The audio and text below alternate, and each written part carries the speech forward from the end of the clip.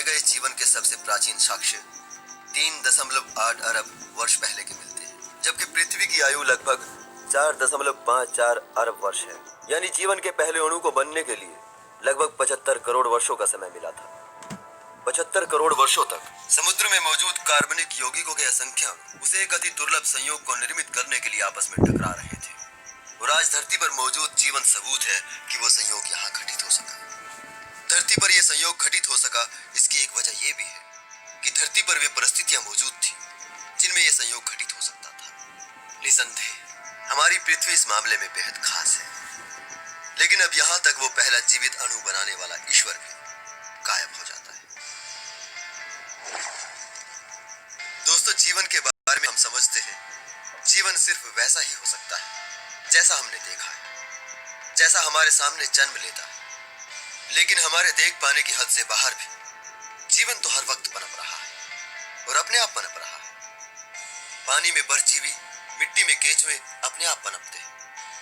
वहां कोई उनका डिजाइनर नहीं होता, जीवन को पैदा नहीं करना पड़ता। जहां जीवन के हालात होते हैं वहां जीवन खुद ब खुद पैदा हो जाता है।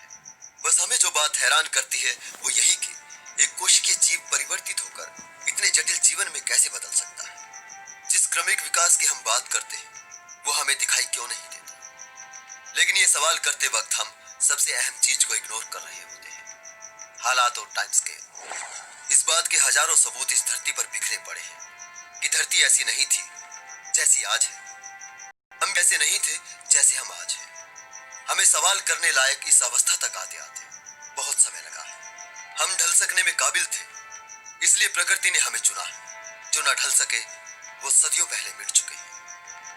आज विकास के इस पड़ाव पर हम इंसान समझते हैं कि हम इस प्रकृति में बेहद खास हैं। किसी खुदा ने सब कुछ हमारे लिए बनाया है, तो हमें याद रखना चाहिए इसी धरती पर हमसे बहुत पहले विशालकाय डायनासोर 17 करोड़ साल तक राज कर गए।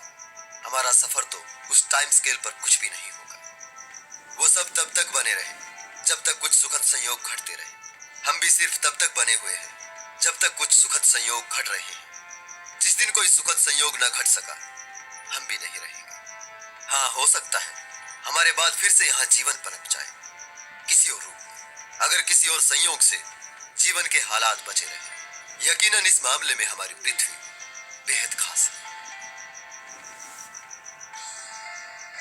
अब आप चाहे तो यहाँ ये कह सकते हैं कि आप पृथ्वी को इस लायक बनाने वाला कोई डिजाइनर है। लेकिन उससे पहले मैं आपसे पूछता हूँ, क्या हमें मिट्टी से गढ़ने वाला, इस धरती पर अवतार लेने वाला, पैगंबर भेजकर हमें आदेश देने वाला, क्या कोई ईश्वर है? आज के लिए इतना ही दोस्तों, जल्दी ही मिलते हैं अगले एपिसोड।